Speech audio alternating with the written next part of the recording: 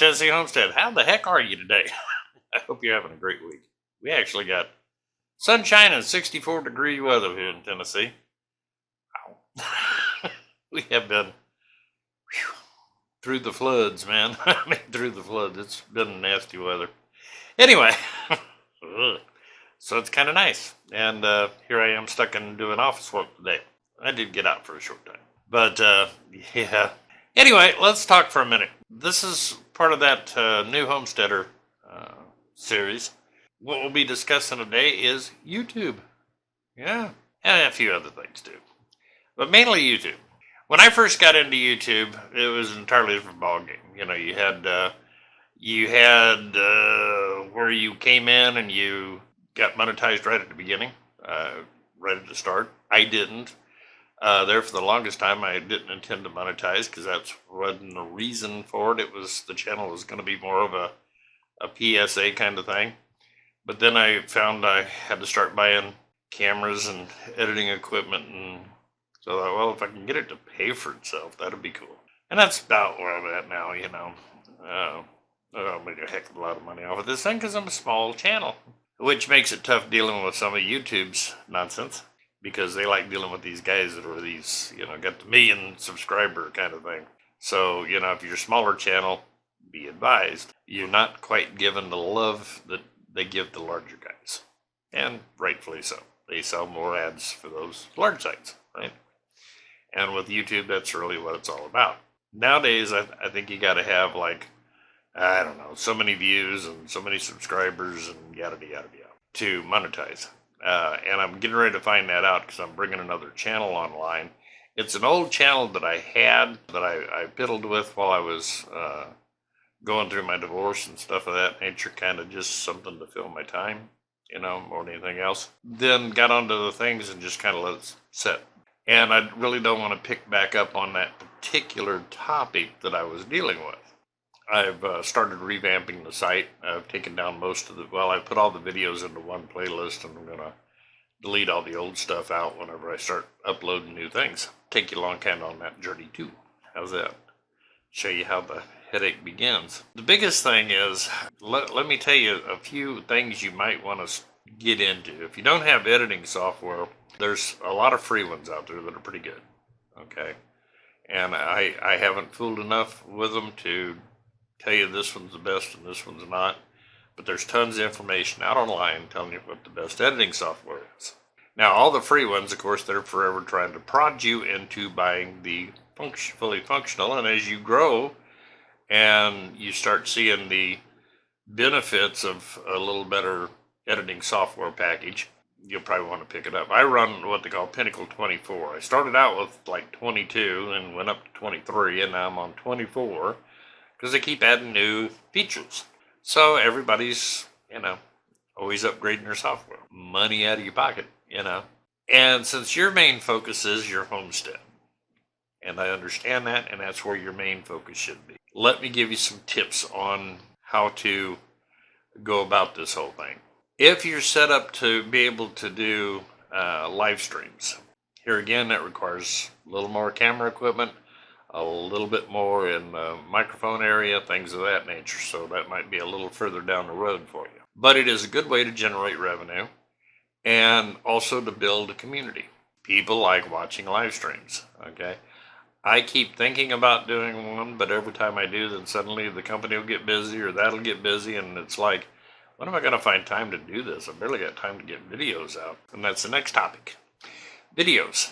No matter what you think, okay, because you'll quickly find starting out is like when I first started out, it was like, oh, simple, man. I sit down with my little cell phone and throw it on a tripod and hammer out, you know, I can hammer up a couple, 3 videos in an hour, you know. Then, of course, you had to edit them and so forth. But as you get deeper into the editing and try to clean up your act a little bit, it takes a little longer. Okay, like right now, I'm loading up a video that I wanted to have up this morning, well, actually about 2 o'clock. And it's still sitting here, and it's now pressing 4:30, and it's still got about another 50 minutes of upload time. Yeah. life goes on and things happen. I was on the phone all morning and yada, yada, yada. So, and that's what you're going to find, You're going to have to go out and take care of a garden or go take care of an animal or whatever. And, your schedule that you put together for YouTube or when you were going to do your videos just went away into the sunset. So my advice would be set a number of videos that you can do. Put a schedule to those videos that you can do. Things get pretty hectic. You might be able to do, I used to shoot a video on a Sunday, do my editing and so forth, and then put it up on a Monday. That's how the barn chats came into effect. Then all of a sudden now with the company, Mondays are usually a madhouse. Makes it harder and harder and harder. Plus, we've had so many internet service problems, and we're on a satellite for internet service, so yeah. The biggest thing is try to pick a date and stick to it. Whether you're doing a video a week, 2 videos a week, 3 or 4, 5 videos a week, you're going to be overstressed, I can almost guarantee you, unless you have a whole production crew. Yeah, I mean, it really takes a lot, okay? Especially as you get further into this and you realize, okay, I need to improve the quality of my videos, I need to, blah, blah, blah, blah, blah. So for the new homesteader, what I would do is kind of take them along as a friend. Show them what you're doing that day. Take them along with you. Get a little tripod, set your camera up, and go for it, Here's what I'm doing. I'm cleaning out the chicken coop. Isn't this fun? Kind of thing. You'll build a community that way. It's not going to happen overnight. And that's why I think a lot of people get into YouTube and get back out of YouTube because they think it's going to happen overnight. The one warning I'd like to give you is, since this presidential election and social media got deeply involved, and with the virus outbreak and all those things, certain topics have become a little risky to talk about. The wrong word can demonetize your video, get your video taken down, get you kicked off the platform, okay? Try to stay away from those kind of issues. I deal a little sometimes a lot, in political topics. Me and YouTube have went rounds. Luckily, I've got an attorney in my corner that keeps me advised, and a couple of occasions we've had to mention to YouTube that, listen, what you're doing is wrong. It's not in your guidelines, and we're going to have a problem here because they've got too many people throwing switches. I had one video of a podcast that was done, and I didn't even play the podcast. I was talking about the conversation they were having on the podcast, which basically is, I wouldn't call him a conservative. He's more of a old-fashioned liberal and a socialist. And it was a very interesting conversation. I think they dealt with it very well. Point of video, right? I don't know how it happened. Some fool flagged it. I don't know. But all of a sudden, YouTube is jumping up and down that I had nudity in that video. Yeah. It was like, okay. So I put it back, you can just click the button for a human review. I figured there's no nudity in here, so a human review it, it'll be fine. Well, I guess somebody didn't feel like working that day, and they were just pencil whipping their reports, and they put it down as nudity.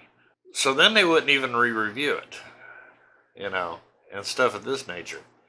And finally, I moved far enough up the ladder at YouTube. Well, I just told them, I'll sue your tushes over this. There was no nudity in it. It was me sitting in my office talking about a conversation that was out online. Needless to say, all of a sudden, it took about 2 hours and the video was remonetized and back up. So that's the kind of things you face with YouTube. And like I said, I strongly suspect that somebody who just didn't like what I had to say about their socialist buddy, and I really wasn't bad-mouthing the guy. I totally disagreed with him, but I wasn't bad-mouthing. Matter of fact, I gave him kudos for the respectful conversation they had about their points of view. I thought he handled it very well. But I guess one of his lunatics that followed him, decided to flag my account, and they flagged it under nudity. It's like, I almost want to tell people at YouTube, man, if I was sitting here naked, there wouldn't have been nobody watching. That scared even the mice away. No, you know. So it's like crazy. But that's the sort of stuff that happens. So my advice to you on this sort of stuff is to go. This is all you need, folks. And maybe a tripod, you know, and a holder. The biggest secret to YouTube is to just, especially for homesteaders, if you cook, if you got a hobby, if you, you know, are out working in your barn, cleaning out a chicken coop, whatever you're doing, pick up your phone and record it. You'll probably get some footage that's worthless, you know, but, you know, you never know. I know of one very successful, fairly new homesteading site, and it's all about cooking. The lady's a terrific cook. You know, I take down her recipes all the time, and it's great. So whatever you feel like doing. Most people keep waiting to get everything perfect before they even start in doing this. Like I said, get a tripod, a holder for your phone. Just don't shoot them like this, because you end up with that little streak thing. Turn them around. Number one, you can see your face, and you know if you're making any silly faces or if there's a bug on your nose. And, yeah, and it gives you a wide shot for YouTube.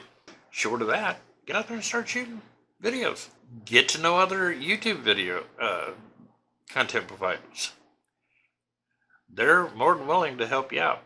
You know, send them a link to your best videos. Say, hey, take a look at this. Tell me what you think. Get a shout out from them. Always helps you along.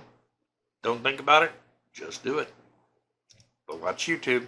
They're a little bit of the political police. The virus, the election. I don't say that F word about the election. Okay? Even if you firmly believe it, don't say it. Because it'll be problems for you. Anyway, I don't want to get this too long, and it's already went too long. That should help you out some. Get out there doing it. It's an income stream that'll help you with your homestead. A lot of great videos are coming out of the homesteading community, and it's really helpful to a lot of people. So don't hold back. Get out there and share your information, even if it's information like a lot of us do is, oh, he screwed that up. Don't be afraid to tell them that. Okay? Make a mistake. All you're showing them is you're a human being. Okay? This is Rich, Tennessee Homestead. Love you guys. Appreciate you. But this is a good way to build an income stream into your homestead. It takes time, but you can build a respectable income that you're doing while you're working around your homestead. It's not a bad idea, huh? Get out there and get after it. And then you'll be buying all the editing software and fancier cameras and lighting and spending all the money you made on YouTube. Y'all have a great week. We'll talk to you real soon. Take care.